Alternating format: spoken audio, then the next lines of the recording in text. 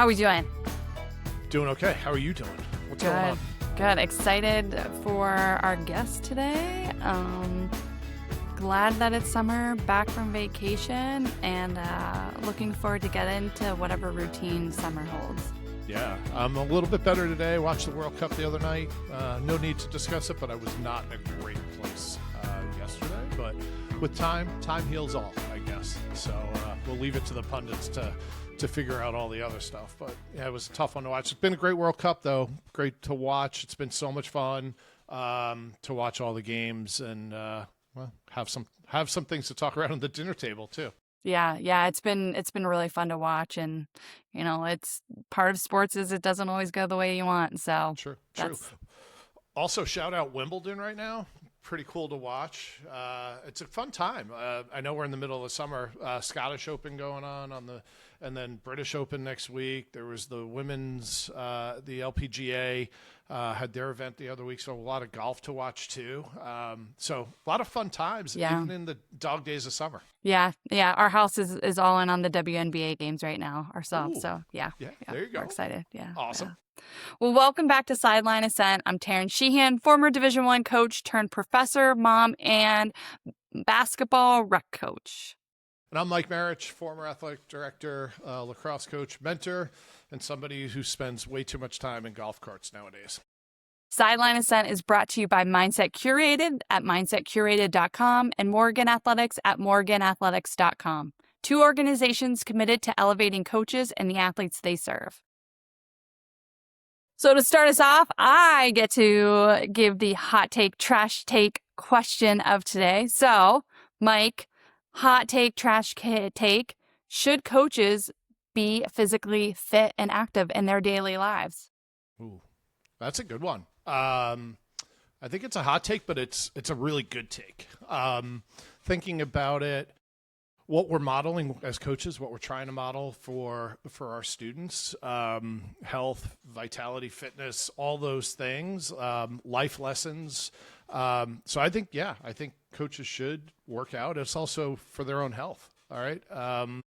Burning off a lot of the stress that we have all experienced and talk about is another benefit. So that longevity of life. So yeah, I'm going to go. It's not a hot take or a trash take. It is a great take and something that I wish I partook in a lot more when I was coaching. Loving my daily walks right now in the heat of the summer down here in Tennessee. So great take. Great question. I love that one today. Awesome. I love it.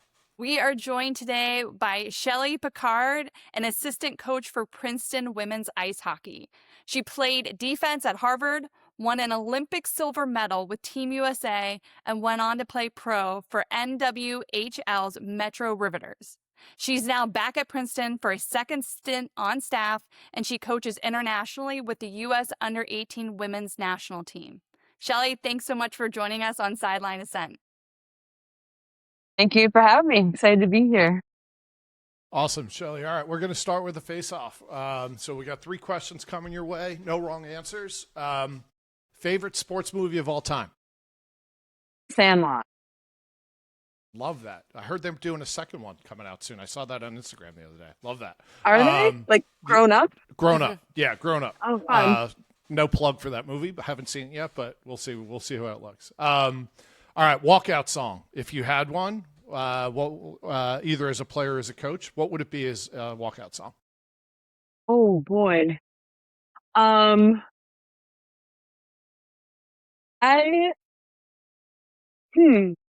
think I would do something by like Sugarland or something. I don't know. Love that. Love it. Awesome. All right, last one. What pro athlete's poster would you have or did you have hanging on the wall as a kid? I had Cammy Granado hanging up. I also really like softball, so I had Jenny Finch as well. Nice. So when I was 8 years old, I was gung-ho about hockey and softball. Solid. Multi-sport athlete and 2 posters. Love it. 2 for the price of 1 there. Love it. Love it. Love it. Great stuff. So obviously your love for sports started at a young age. My kids are around that age, so hoping to foster some of that for them. But take us back, like you came back to Princeton on staff. Like what changed from the first time around? What kind of made you, after an incredible career as an athlete, make you realize like this is something I want to continue being involved in? Yes, I started coaching. So after I played in the Olympics, so 2014, it was between my sophomore and junior year. I'd take the year off from school. And so basically the Olympics ended in February. And for the first time ever in my life, I wasn't in school, had time. And so I got a job. A friend of mine had started his own gym and needed another coach to like help him out. So it was my first experience coaching just in the gym, and realized that I really liked it and really enjoyed it. And so that's what sparked it. And then while I was playing with Riveters, I did a lot of coaching to help make money on the side, volunteered with Hockey New Jersey, just did all the coaching I could and realized I really loved it. And so when my playing career ended, I was in New Jersey. The New Jersey Colonials were looking for a coach and a director. So it just felt like this was what I wanted to do, what I was meant to do. So I just got into it. And then after COVID, Princeton was looking for a coach. And I was sort of right place, right time, being in New Jersey, and was, looking for the next opportunity. So that's how I got started into college coaching, and just fell in love with it. And was really lucky. So Courtney Kessel, who's our head coach now, she was the assistant. We were assistant coaches together at Princeton. And then we both sort of went our separate ways. And when she got the head coaching job, when she got the head coaching job at Princeton, she asked if I'd want to come back with her. And I just loved coaching with her the first time. And Princeton's a great place to be. And so that's how I ended up back at Princeton. Yeah, that's awesome. Thanks for sharing that. Any changes? I mean, you've been there twice. Any changes from the first time to the second time? Anything that you knew or maybe you grew up through, or any of those types of things? I've definitely grown up. Yes. Coaching Princeton the first time was my first college coaching job. My very first year, I was coaching with forward, and I had been a defenseman my entire career, very defensive defenseman. So coaching the forward, I was like, well, this is hard to defend. So I guess this works offensively, but that was really, and calling the forward lines, I was sort of felt like I was making it up because often felt very guilty that these players had me as their coach, definitely like an imposter syndrome type feeling.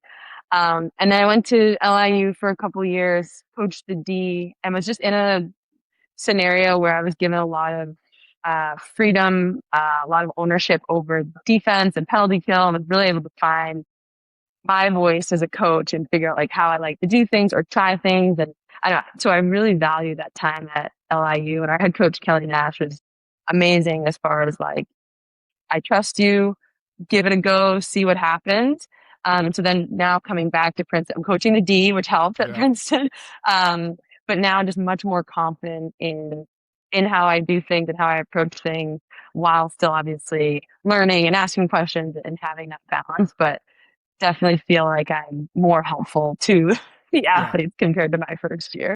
That's awesome. I love the versatility there that you talk about, like, and the growth too. In my own career, I was a defenseman in college and then had to run our offense, and had the same exact feelings of, do I know, like, I'm using what I know defensively to try to teach offensive players. I actually think it made me a better coach longer term to do it. But in the moment, you're over your ski tips every single day. But yeah, overseeing the whole thing and seeing the whole field, but really being versatile. So good for you. Good for you to be taking on that challenge and then growing from it. That's awesome. Thank you. Yeah, I definitely felt like just keeping my head above water hurt hard. But you can ask the players when that hurt you. I'm sure they sensed it at times as well. But we got through it, had some fun. So awesome. I think that's every coach, they kind of like realize, now after years of experience, you're like, gosh, I'm so glad I wasn't coached by 20-year-old me, just like figuring it out. But I think too, also when you get on the other side of realizing like this is a lot more complex as in the coaching shoes than it is like, being the athlete and thinking you have all the answers and why isn't coach doing this or why aren't they calling that? Like, when you step into that role and having, now it's on you, everyone's looking at you for guidance, and am I making the right decision? Like, you actually lose a lot more control than you realize. Absolutely. Yeah. For sure that first year, and even still now, thinking about all the things that you do behind the scenes, and as a player, just had absolutely no idea. And if a coach did something and didn't understand, or like, it was really easy to ask, like, why is this coach doing this? Why they do this? And now on this side of it, knowing how many things you're juggling all at once, and you've got this kid is, worried about this kid with X and this kid with Y, but then you don't even realize there's something going on with, this other kid. And so, keeping all those things afloat, for sure that first year I dropped the ball quite a bit. And now things fall through the cracks for sure, but definitely better awareness of, all the things that you have to do all at once. I think you talked and you mentioned your comment about like having your coach that you worked with really give you the freedom early on to make mistakes. And I think that's really valuable in coaching journeys, is to have that mentor that gives you the freedom to like maybe make suggestions, but also kind of let you figure it out on your own. Like, talk to us a little bit about maybe some of the people that helped mentor you through that coaching journey, right? I think we talk a lot about having mentors. That's some of the premise and foundation of this podcast, is surrounding yourself or finding those good people to learn from and help you grow. So talk to us a little bit about that journey, because it's also sometimes challenging to navigate that role as an assistant coach. You sometimes, I think, as a 20-year-old coach, you also sometimes think you know more than you do. I think every year as a coach, I realize I know less than I think I do.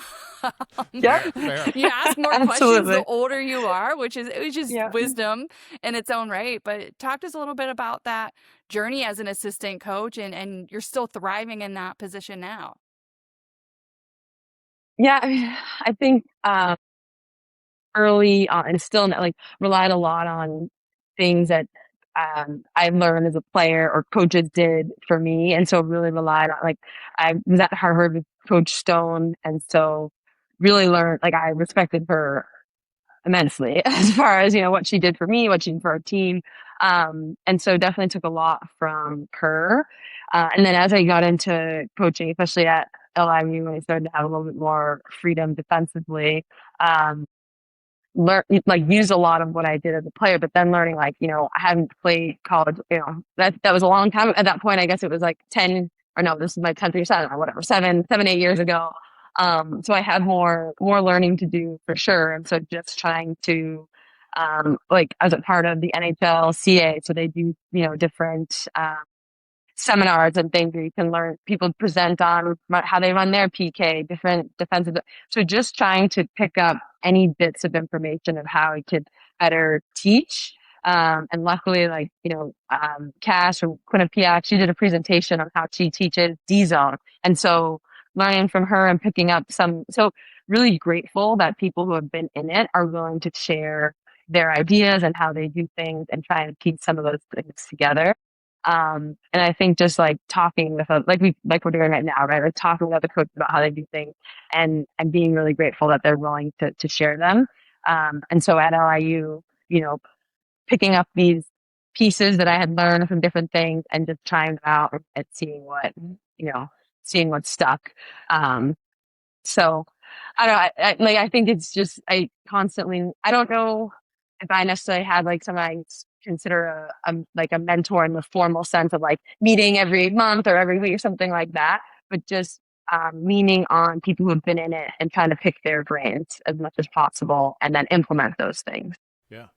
Yeah, I think it's using the resources that you have, being curious, but then also thinking around the mentality of exploration and trying to implement those things, right? So some of the best professional development I ever had, I was very lucky as a head coach. I was an assistant and I had two head coaches above me at one point, and they both taught me a lot of different things. And then when I became the head coach, they were both, one was still on staff, the other one had left. And I used his knowledge and experience so well to become better. But then going to the conferences that you mentioned and just listening and coming out of those and just being fired up for that, but it took a while to say, oh, I can actually change this too. But having that ability to do it and pick people's brains, I think that's one of the beauties of the coaching community. Everyone is, well, in my experience, they've been very free to give their time.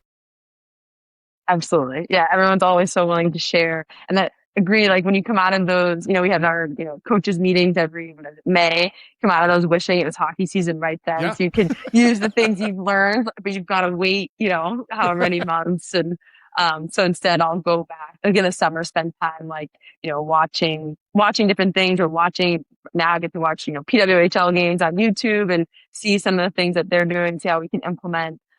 So definitely a lot of video watching and like you said, just picking people's brains. Totally. Now, I think it's interesting you played for some women coaches, still working under women's coaches. I think I look right now and it was interesting of the 4 expansion teams in the women's professional hockey, only one of them has hired a female head coach. So I think it's a really interesting dichotomy there.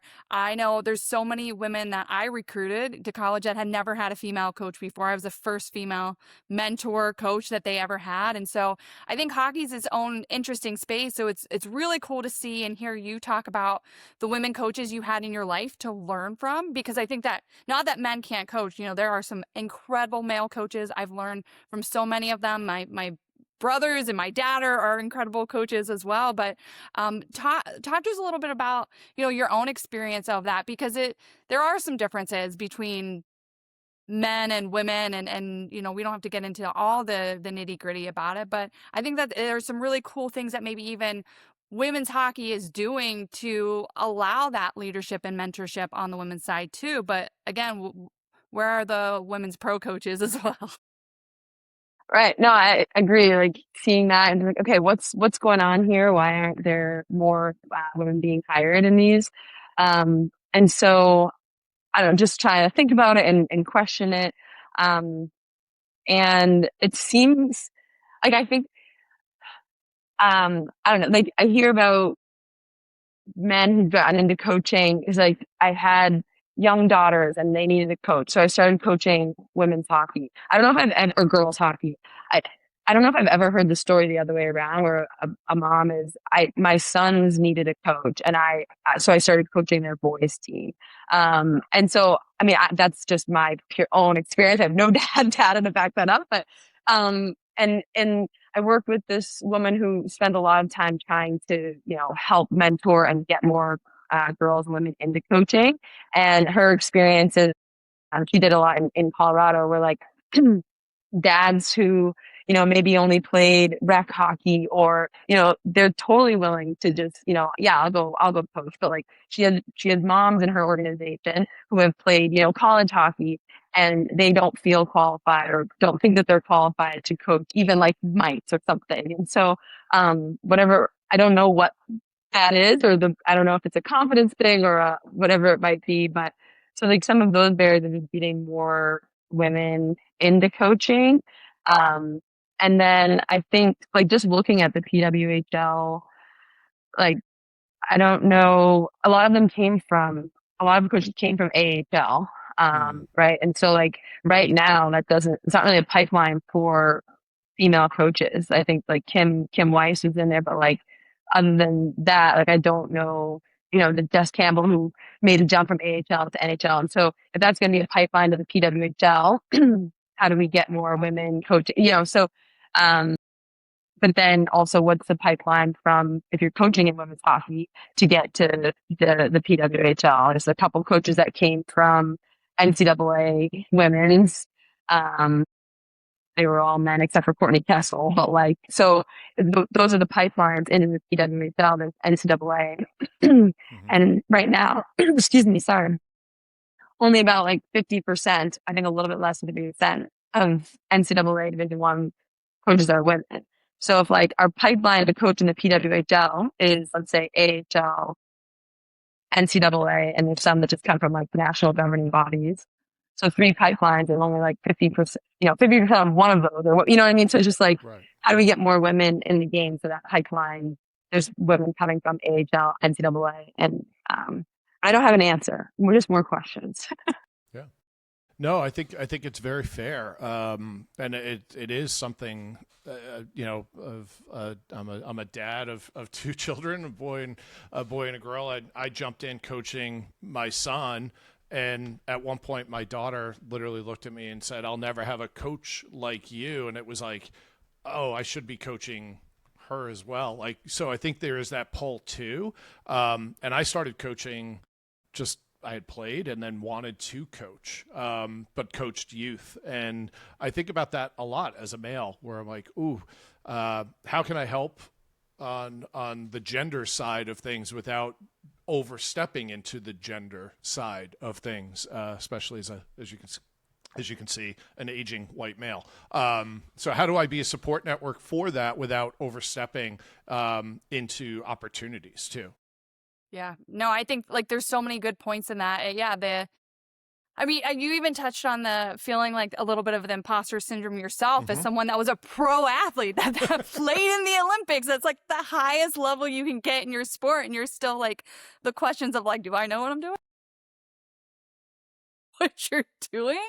I look at like the Tucker report, and if we look at what was just released from them out of the University of Minnesota, the data here says so for women's ice hockey, when they looked at 7 conferences, women's ice hockey received a D on their report card of 37.5% of head coaching roles of women's ice hockey were held by a female. And so, this year, if we looked at the overall numbers, the number of total women's head coaches of women's sports out of the 7 conferences they looked at, we saw a loss this year for the first time in a number of years. And so no one has all the answers. I think, data is important. It's important to look at what these, the reasons are, but it's starts at the youth age, right? Like my goal was not to coach my kids. Having, a dad that coached me who did the best, but he could. Coaching his own kids is a little different when it's your kids.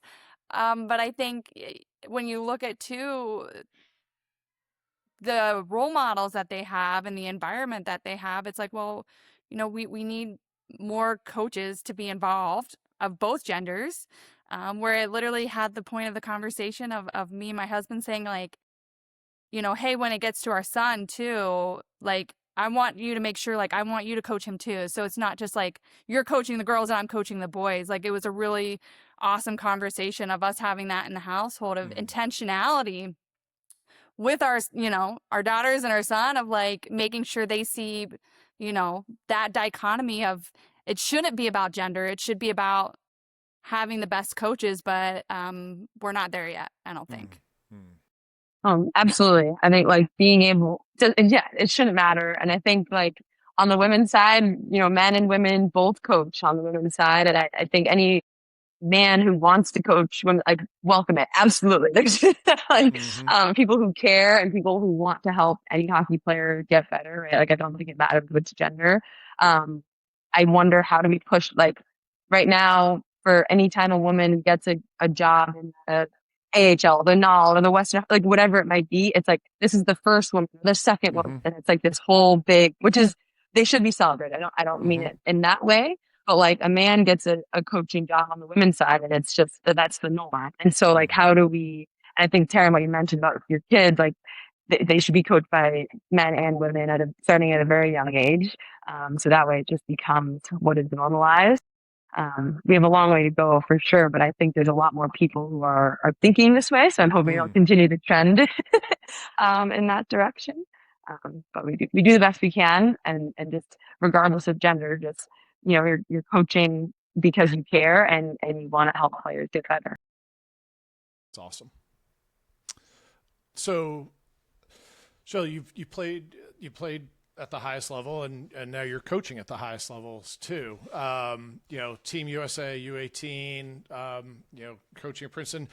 Thinking about that and looking at that, is there a difference from the national side of the house to a college, to an elite college level program? Do you look at that challenge any differently, or what? Talk to me a little bit about sort of those experiences.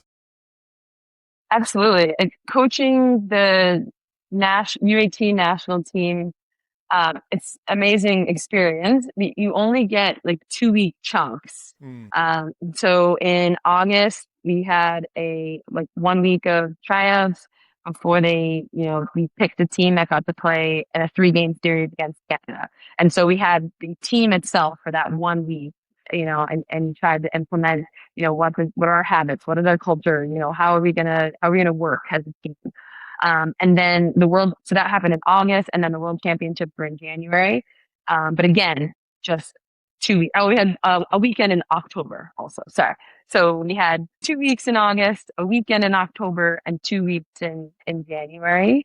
And so how to build a culture there. And our head coach, Courtney Kennedy, did an amazing job as far as like how she communicated and how she set the tone for how we as a staff and communicate with the players.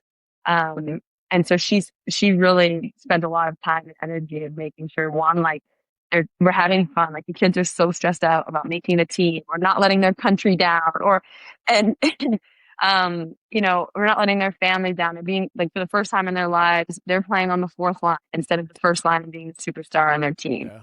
So dealing with all of that with kids who are 16, 17, 18 years old, it's a fun challenge. Yeah.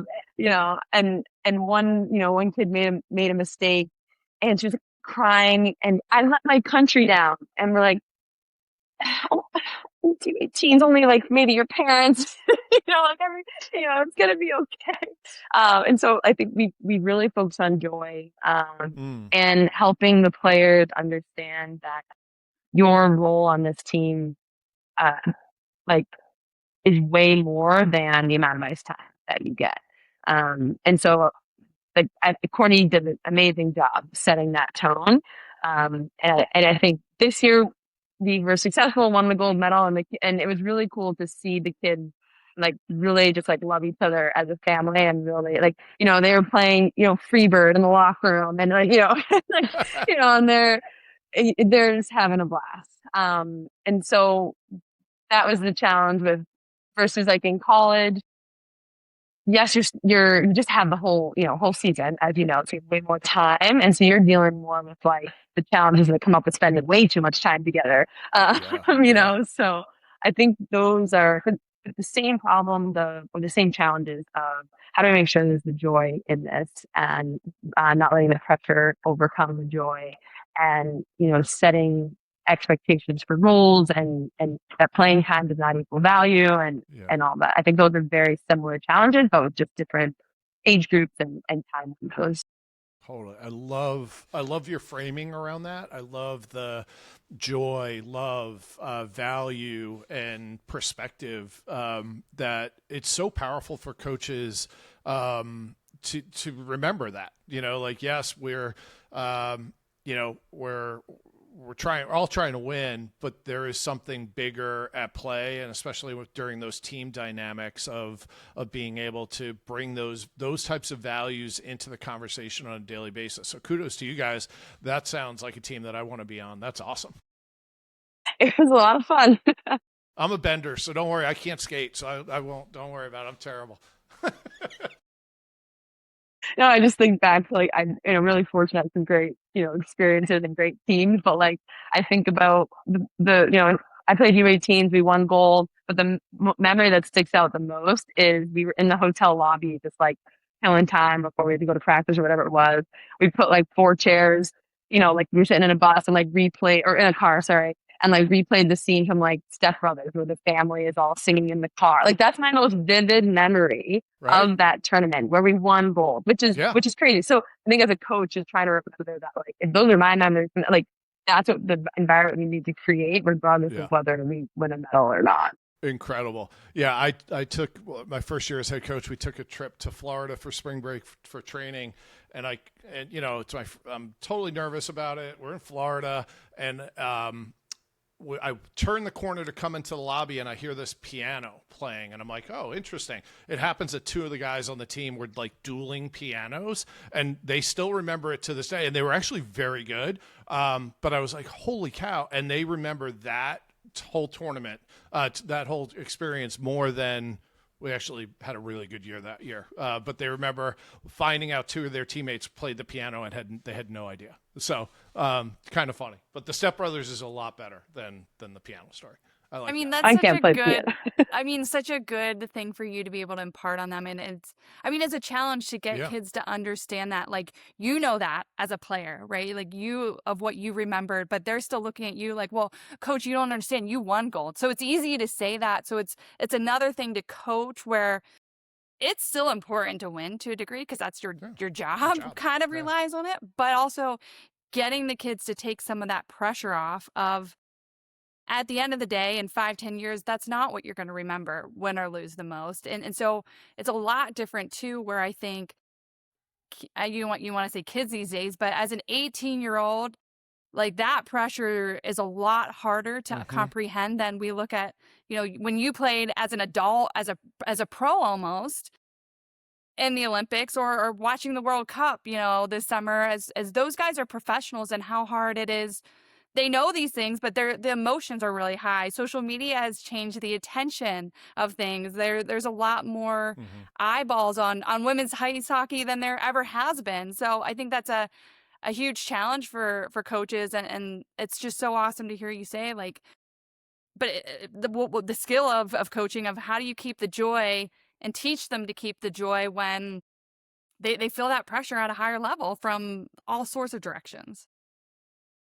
Absolutely. I think, and we, at Princeton, we do things all the time to make sure, like, we'll go through a practice plan and, we'll plan it, and we're like, I, as a player, would not, like, I'm not excited about coaching this practice plan. So, and we'll go back and we'll redo it, and we'll add in something or whatever. So we're constantly thinking about that. I think video too. We have video sessions, 4 times a week with the whole team, and it's like, what do we have in here that's going to make them smile or laugh, or, like, especially if they're coming from class, whatever, like, they maybe had a tough day. And so, like, first thing is, like, how do we get them to smile first thing in video before we're working on the forecheck? And so, like, anytime, and Courtney, I worked for 2 Courtneys. I had Courtney Kessel, Courtney Kennedy with the U18 team.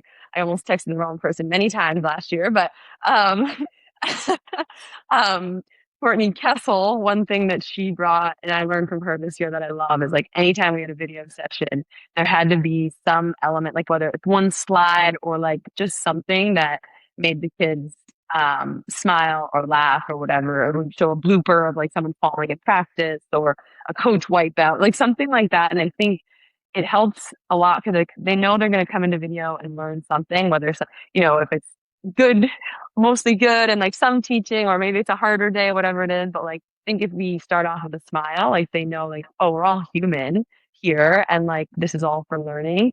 And so that's something that's really cool this year, learning from Court, of, like, it's really important, and I think it helped us a lot, for sure. Totally. Film is so tough. So bringing that moment of levity into, like, you're on display for everybody.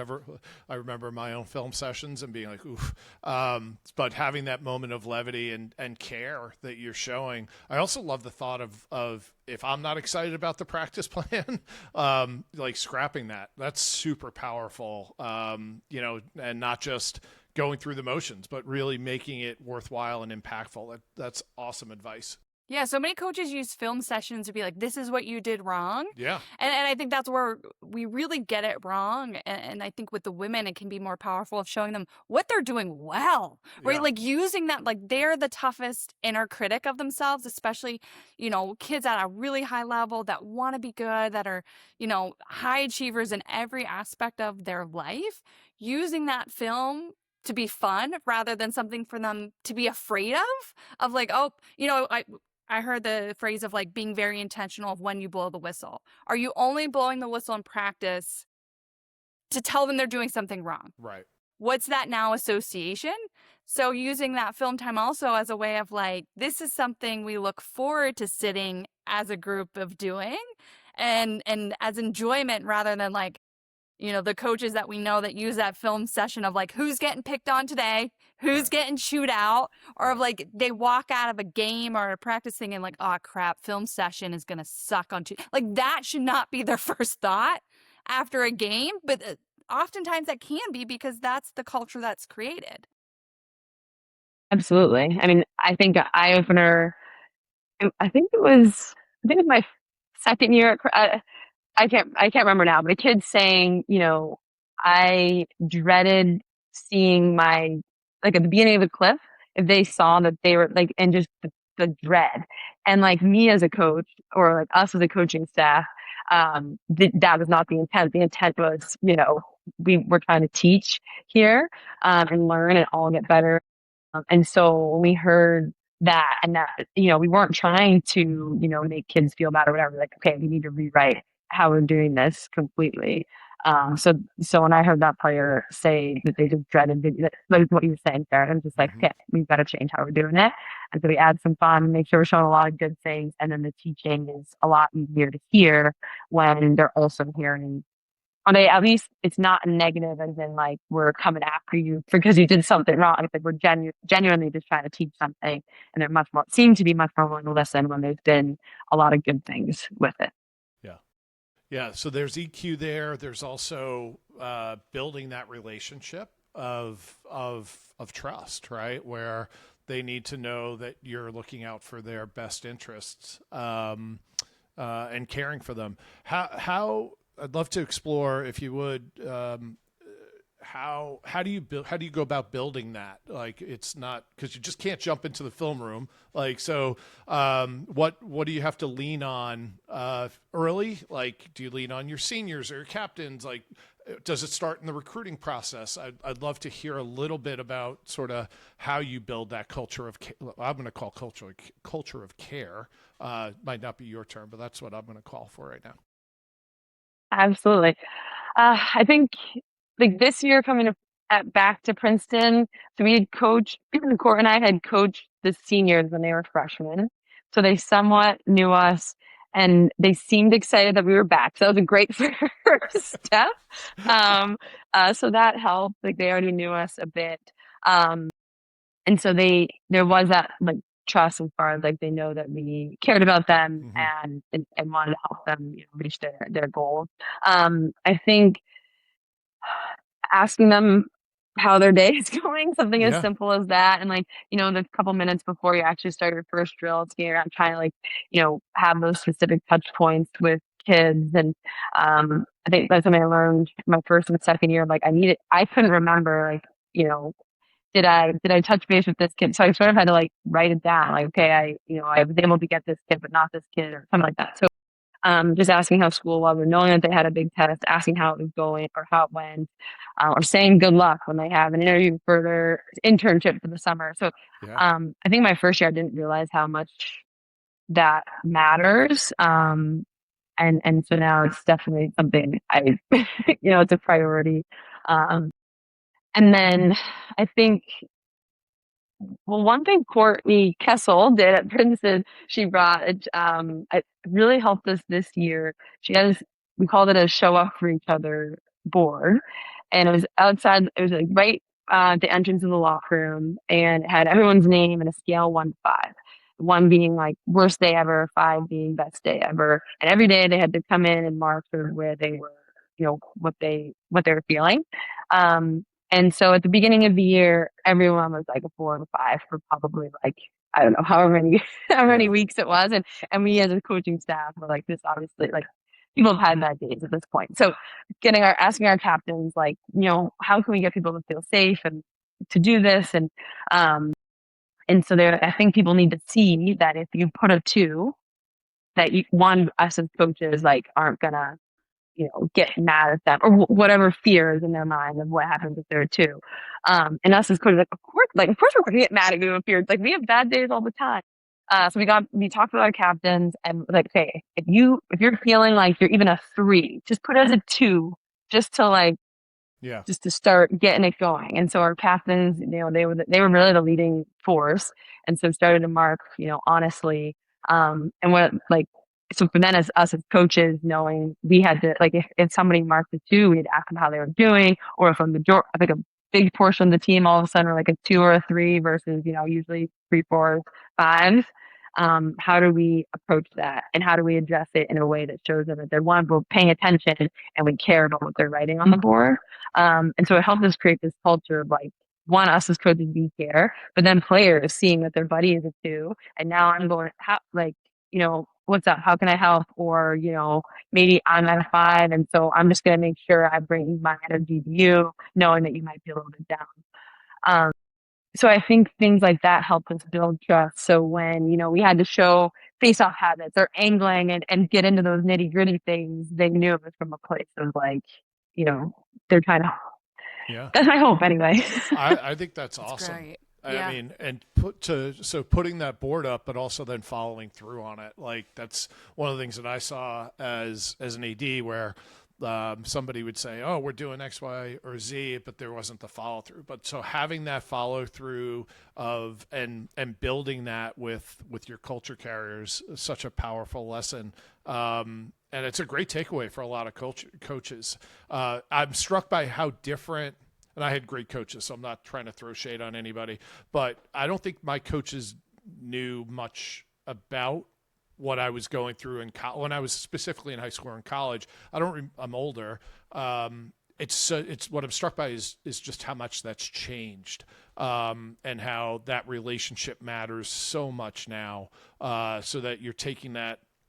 Again, that care to get to know your players, to see what they're going through on a daily basis. Life is so different and more complex than when I was a player. To me, it allows you to get that buy-in in a way that I definitely didn't have as a player. And again, I had great coaches who I adore. Taryn and I have discussed, but I don't think they know me as beyond the field and maybe some one or two levels of my life compared to it sounds like what you guys are doing there. So that's awesome. I think there's a huge level of psychological safety Yes. that this creates, which we know from a research standpoint really helps build that coach-athlete relationship. For my athletes, they would do a morning Google Doc, and it was even like fill out an emoji for how you're feeling today, which was some of them were awesome. But I love the element of this. So like they would come into practice and I already had a heads up of like, okay, what's our temperature coming into practice? So, depending on where we're at, sometimes it warranted a text message, before practice of like, hey, like, addressing that. But I love the element of this of also bringing your teammates on board of like, one, creating the trust of athletes and coaches, but two, athletes to athletes. Like there has to also be this level of trust with each other of like, when we make a mistake, my teammate's going to help me. And to be a part of a great team, it's not just about, I have to be my best every day. It's we all have to show up. And some days I'm going to have a bad day, but like our teammates are going to say, hey, I got you. Like, it's all right. We look at the, championship play or you're in a long season. You're not going to play 100% every game, right? It's very rare. We're all searching for that rare chance where it's 100. Some days it's 90, some days it's 50, but the best part of being a part of a team is that if I'm 50 today, someone else is going to carry me. Like someone else is going to lift me up or say like, hey, it's all right. Like I got you today. So I love that element of creating a language, right? It's creating language and communication with each other because everyone's language is different. There's verbal, there's nonverbal communication, as we know. I joked with my women last night, like they know walking to practice, like, all right, is coach in a good mood today or not? What's that look like? And vice versa, I know if they're in a good mood or not. It creates a great language amongst teammates of taking care of each other and not just coach athlete psychological safety, but teammate hopeful psychological safety and support too. Absolutely. Yeah, it was fun to see them talk about it. Or like, so they go to the locker room, they put their, whatever, they change into their warm up gear or whatever. They come back into the video room and just hearing them say like, you just like they weren't trying to be heard, right? By us as coaches, you just sort of hear them just like, hey, what's going on? And you just hear someone, oh, I just had, an exam today that didn't go super well, so I'm a bit down. And just like those little things where you can just share that. And for us as coaches to know like, okay, maybe she might be in a bit different mindset today or headspace today. So how am I going to approach this if, whatever detail gets missed? Like, yes, we still want to teach you, but like, how am I going to go about that versus like on a day she's at 5, maybe it's like, they're just not paying. They're so over the top excited about whatever's going on in their life. And so it was really helpful as a coach to be able to know where they were coming from and be able to approach it a little bit differently. Yeah. Right, because as a coach, I think we very rarely know everything going on in our athletes' lives. And I think it's really important for us as coaches to consistently check ourselves, because we've all probably done it at times where someone seems checked out and you're like, well, why don't you care? So-and-so's not putting in effort.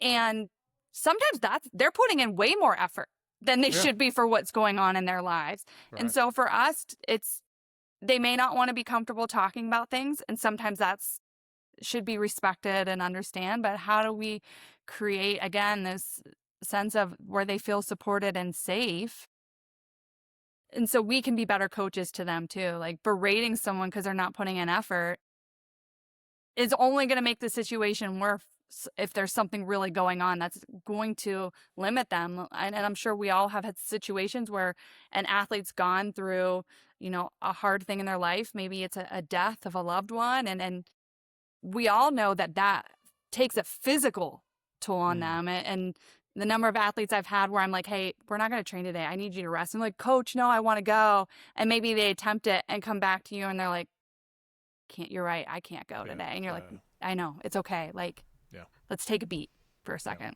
Totally. Absolutely. Yeah, I think assuming the best too is something that we talk about. Like, and we learned it, I guess, firsthand with the kid who we always try, right? Assume the best, that whatever they're doing, there's a reason for it, or they're not trying to not work hard. Like, just like you're saying, Hector. But I think we had one experience this year. One of our players who plays third line or fourth line, sort of just, and she just wasn't having a great day on the ice. She was playing third line, but just wasn't her day. So she got sort of switched to that. And we, our coach or court saw her look up to the stands and sort of shake her head. And us as coaches, our assumption was that she's looking at her parents saying mad, right? That she wasn't playing. And so brought her into the office and I learned this from court too. She's just like, what's going on? What's on your mind? What happened? Letting and versus court coming at the players saying this is what we saw. This is unacceptable. So I learned that from the court to let the kid go first, and then we'll go from there. And her response took us all. We weren't expecting it. She was like, my dad was in the stands and he left because I was playing so poorly. She knew that she agreed that she should not have been that, agreed with our decision. So what she did on the bench had nothing to do with our decision. It was something, outside of it. And so for all of us as coaches, right now, we're we need to resist what we were expecting from this conversation. So it was a huge lesson, assume that they're doing their best and, or something way different than what we expected is going on. Yeah. Nobody's going out. I say this a lot. Nobody goes out in my parlance, the field to do bad. They're all, so assume the best. That's easier. That's an easier way to say that. Easier. Yeah. How do you guys deal with that? Hockey is a sport where parents are investing a ton of money into their kids. There's an ROI maybe that is expected from some parents. So how do you guys navigate that with athletes? I'm sure she's not the first one. There's a lot of that of, when they're coming into college as 18-year-olds and trying to figure out who they are as adults. How do you guys negotiate the expectations athletes are getting from their parents? Do you suss that out in the recruiting process, or what are the conversations you're having to help kids through that? That's $1 million question. I think we do learn a bit in the recruiting process, just asking questions, seeing how they interact with their parents, and we're luckier in college that there's a level of separation from their parents, or they're not living at home. I'm sure, most of them are probably talking with them very regularly. But it's a bit easier to level set as far as what we expect as coaches when the parents they're not going home to their parents every single day, or the parents aren't seeing practice and then having feedback. So I think that helps for sure. And knowing on our end which of our players, I think we have decent pulse.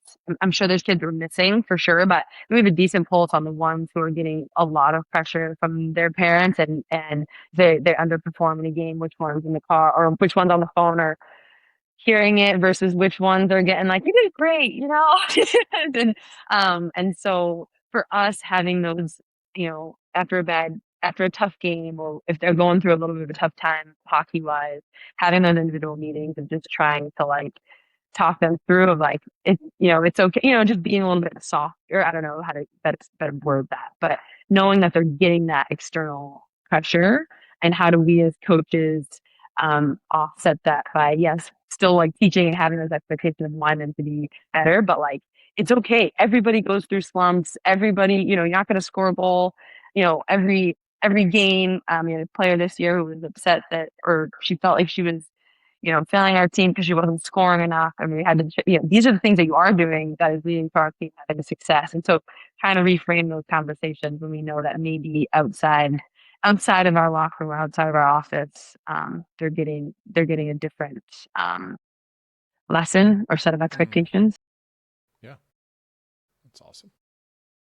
Yeah, I think so much of our job as coaches is how do we lift up our players versus like they already know what they're not doing well and how do we give them the confidence to just be free, like to play like, you know, and just show up and do the best you can and be the best version of yourself. Yeah. Absolutely. And that goes with teammates too, coaches and teammates. Like the first person that knows they screwed up is the person that made the play, right? So somebody yelling at me that I messed up doesn't exactly make me a better player. I already knew that. Thanks so much. I saw it fail in front of him, living it, still living it. Thanks so much. Even though I'm trying to be a goldfish, still living the play.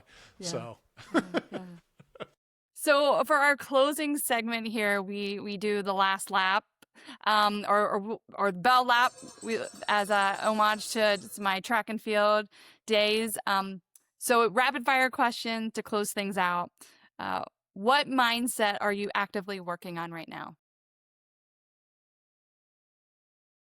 I think what we just talked about, I'm actively trying, like, they know what they're experts in, and how do I help them? How do they lead it versus me thinking I know what's best for them? Like, they know what's best for them, and how do I help them?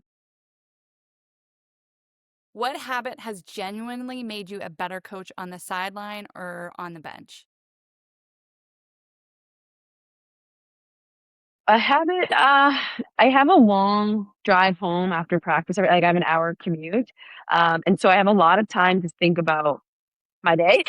And so I think a habit that's really helped is one, like reflecting on conversation that I had or video, whatever it might have been that day. And then taking like 5 minutes to just jot some of those things down. Not necessarily that I like go back a ton and look at them, but like just to like have this sense of like, oh, I had this conversation with this player today. I didn't love it. What can we do tomorrow or later in the week? Or notice that this player is seeing X, Y, Z. Like, how don't like maybe we need to do something tomorrow about that, or maybe just be aware of it if it keeps going for the next few days. So I think that helped because early on, I was like so focused on like making sure the nets were where they're supposed to be or the pucks or like I write the drill properly, that like these other things I couldn't, I didn't have the brain capacity yet. And so now like trying to find those tools of like how do I make sure that like these other things I'm paying attention to and doing something about them. Yeah, that's great. Well, maybe that answers this question, which is what advice would you give a first-year coach that nobody gave you? Yeah, I think so. Well, it's hard because that first year I genuinely don't know if I had the capacity. So maybe first year, if someone had told me like those little moments matter way more than like if the pucks are there 6 seconds later or the net, you know, and so yeah, I guess if I had known that in my first year, I would have approached how I navigated the practice differently to just have those touch points a little bit more. What's one book or podcast you would recommend or maybe you're reading right now? The book I'm reading, wait, it's right here. I have the title. Oh, is it not here? Oh, here it is. Coaching athletes to be their best, motivational interviewing in sport. So I'm just Oh, reading. that It's more like book's a text. fantastic. Like, Love that book. I recommend it to so many people.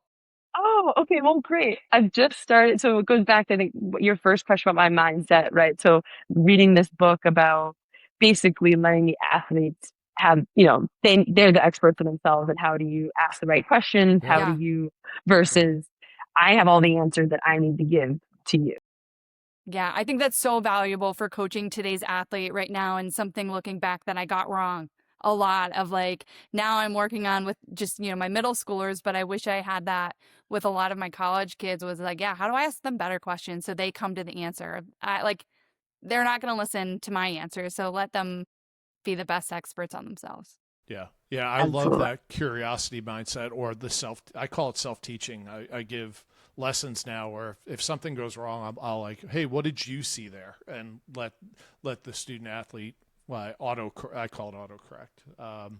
And I came from some coaches that had talked to me a little bit about it, but also, and I can't remember the name of it, but there was a book about a Russian tennis coach who had tons of stars, and he didn't really give feedback. He would let the students give their own feedback, and maybe I'll put it in the show notes because I have to find it. But it was really interesting. It was life-changing for me because it allowed for those other moments of connection rather than just correction. Yeah, that's awesome.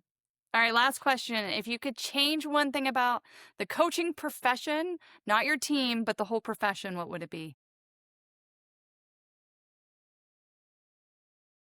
Um,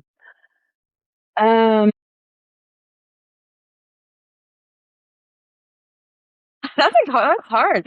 I think I would change.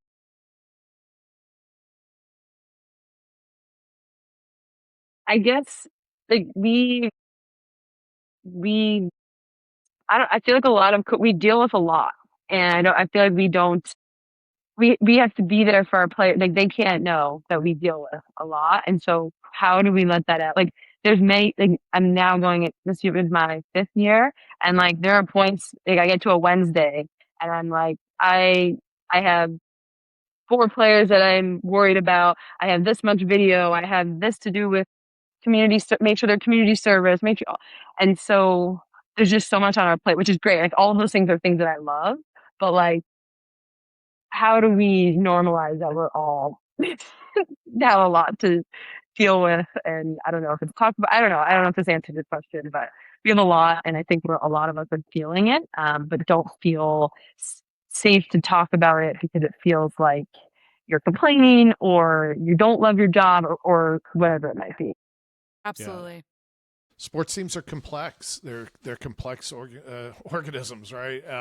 And it's like, I hate to use the business analogy, but you're like a CEO running a giant operation, but there's from a performance perspective, there's so many other factors at play. We hear that a lot. Taryn and I have heard that a lot around. You're not the first one to say just how complex the job is, and how the outside world doesn't understand or see that. So I think we're shedding some light on that topic, which is great for coaches to know. Well, Shelly, thank you so much for joining us. This has been awesome, and yeah, we hope to do it with you again. Yeah, thank you so much. This was great. Thank you. I had a blast. Thank you so much for doing this and providing this for coaches. This is super helpful. Awesome. Thank you. Thanks for joining us on Sideline Ascent. Be sure to like and subscribe to the show wherever you get your podcasts, on Spotify or Apple Music, so you never miss an episode. And stay connected with us on YouTube and Instagram. We love hearing what messages resonated with you or who you'd like to hear from next. If this conversation hit home for you, share it with somebody who appreciates it, a friend, a teammate, or a coach.